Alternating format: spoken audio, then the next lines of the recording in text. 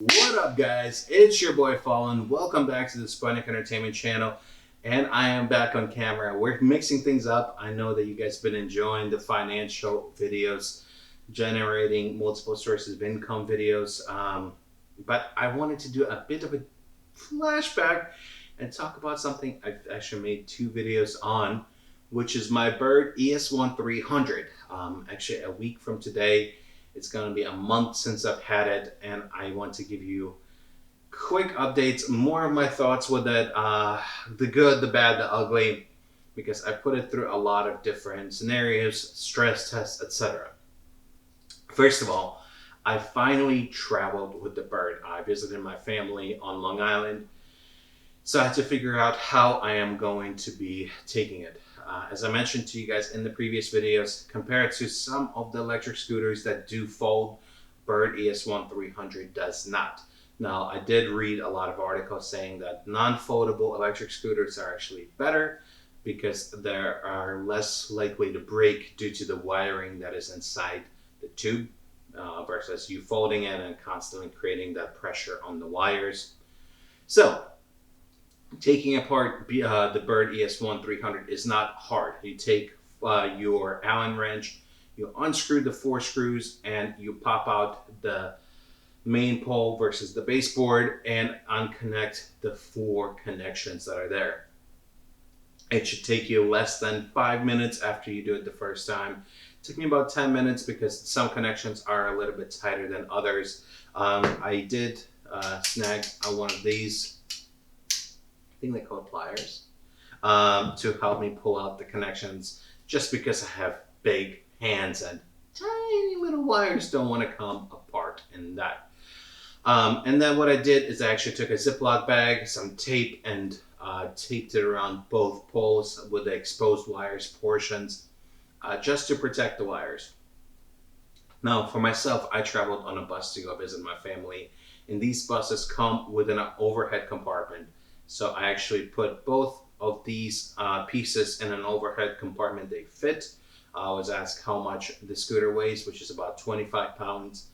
And even though I got a bit of a strange look, they did not mind that. Now, the main reason I had to do that is that the Bird does not fit in a suitcase. For some notion, I thought it might fit in a normal kind of travel suitcase.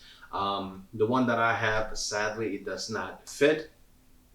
The pole aspect of it and the baseboard, I tried both. They're both a little bit short, so I need to figure out a way to transport it because it does become, especially if you have a couple other bags that you're traveling with, it becomes a little bit too much to handle, which I did not kind of realize. Because I have my backpack, I have a messenger bag with my laptop, and then I have a rolling suitcase. So my just don't have enough hands for it.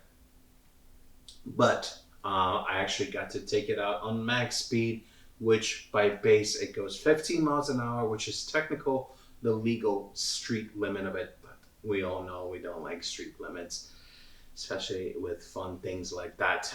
Actually, going downhill, I managed to go over 15. I was going as high as 18 miles an hour. And it becomes a little bit spooky, especially with not so well paved roads. And if you're on actual automobile roads or car roads, to make it simpler, there are a lot of cracks, there's a lot of stones. And if you're going fast enough in one of these things and you have one big bad bump, the bad things can happen. I'll leave it at that. Fingers crossed, no bad accidents so far with me. But yeah. So, another thought is that I am getting another battery. So if you are considering buying a Bird ES1 300, it's very reasonably priced, pushing around from under $300 for the whole scooter. Now, if you're a bigger person like myself, or maybe a little bit lighter, I especially recommend you get an external battery. They go anywhere from 180 to 250 on some sites, depending where you look, for a brand new battery. And I would want to get a new battery because it gives me the maximum amount of charges before it's starting to lose some of its power. So it does increase the price a little bit, but with the battery extension, it becomes a lot more powerful unit. And actually, I definitely recommend buying it from the Segway website. Now, my main reasoning for that, just in case something happens with the battery, you already have direct communication with Segway. And another part that I am enjoying, that there is some modular components of the scooter, is that it all fits in the Segway ecosphere. Now, as you guys might remember from the previous videos I talked to you, that the Bird ES1 300 is technically manufactured by Segway, and Segway actually has a couple other scooters in its ecosphere, the 9-bot scooters, and actually their batteries are interchangeable with the Bird scooter, which is really cool. So if they come out with a newer version in the future and you already have an external battery, more than likely you'll be able to slap that bad boy onto your new scooter and have another battery charge. So that's another thing. I have been getting a lot of questions about it from mostly people in the streets, and people are very surprised that the birds actually exist. And I've spoken to a couple of different scooter owners, and as you might remember, I mentioned that I was considering buying the Swagtron scooter. Now, I spoke with the owner of a Swagtron scooter, and I did not realize that the scooters in them have pressurized tires. Now, I have mixed feelings about that. Now, the Bird ES1 300 does not have pressurized tires. They are just solid tires. If you are wearing flip-flops or non-cushion shoes, you're going to feel a lot of surface, and that has not changed. I made that comment before. Your feet are similar to what you would feel like if you're riding rollerblades, because you're very close to the ground and there's not a lot of kind of cushioning associated with it, and there's no suspension.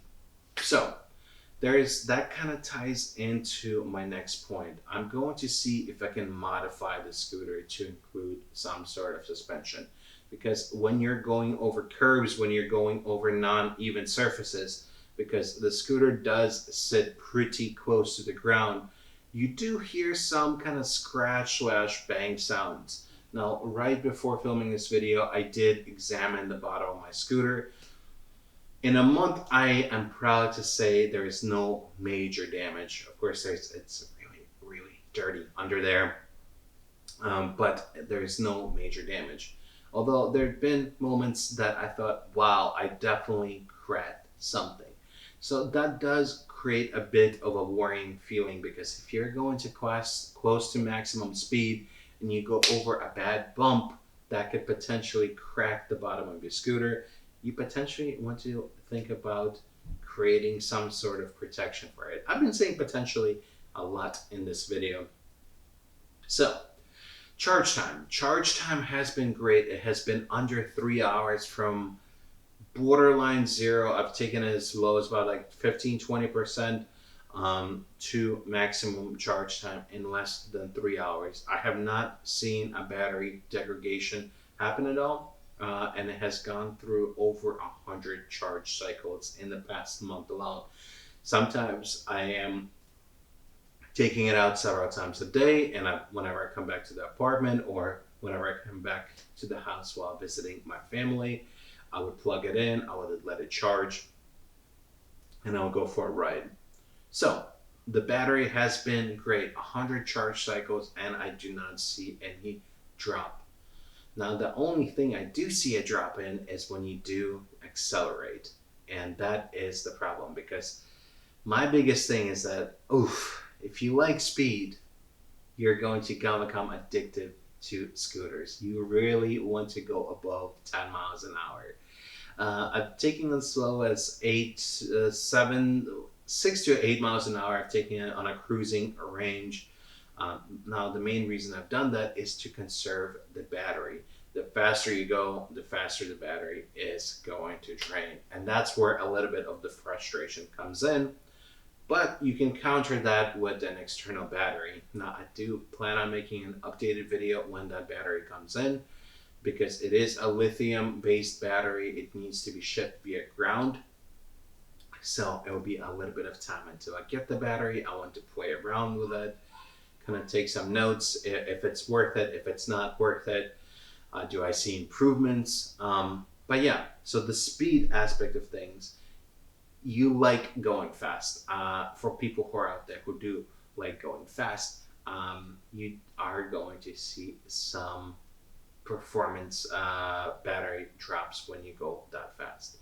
Now there is ways to overcome that. I mentioned to you guys before that there is a flashable board that you can replace, which is also something I am working on,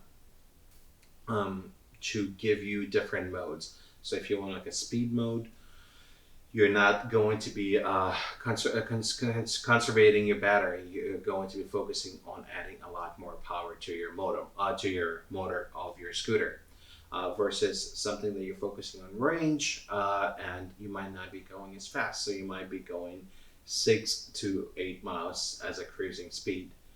I do want to play around with a couple of different additional options, such as external charging. So there is battery banks out there that have AC, DC power supplies. So I will see if that is also a different option to have power as you're cruising.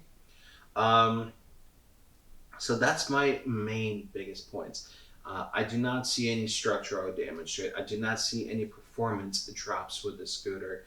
Um, it honestly feels like it's how it felt like the day I got it out of the box. Even though it's been transported, it's been taken apart 4 or 5 different times, not a single issue. Now, once again, this video is not sponsored by Segway. It's not sponsored by Bird. Whew. If there was issues with the scooter, I would definitely mention this. Now this scooter, I think I'm going to start playing around with a lot of different mods. There's a lot of different modding communities on Reddit, and there's dedicated e-scooter websites or websites dedicated for electric vehicles in general, where people discuss modding, performance issues, upgrading, etc. So I'm going to be tinkering with that, especially with this being a lower priced scooter. It's a scooter that I feel like I would be more okay with if something goes wrong with it. Um, Now, I definitely want to get my hands on additional scooters, so I'll be working and reaching out to additional manufacturers and see if we can do some comparison tests, some beta tests, some street tests, and bring you more insight. So overall, 2 thumbs up, a month of performance. I love my Bird. Like I said, you can pick it up in your local BJ's or Sam's Club. I also seen it in places like not Amazon, but Walmart.com, which is where I purchased mine. Let me know if you have any comments for it. I would love to do kind of Q&A video on it next time I bring up the Bird. Hopefully you guys enjoyed this quick update on the scooter. If you want to stay in touch with me and all my scooter journeys, all my social links are in the description of this video. And if you have a topic that you want me to talk about next time, leave a comment. Appreciate everybody who has been lately subscribing. Your guys' support is amazing. I love you all, and I'll see you in the next one. Peace.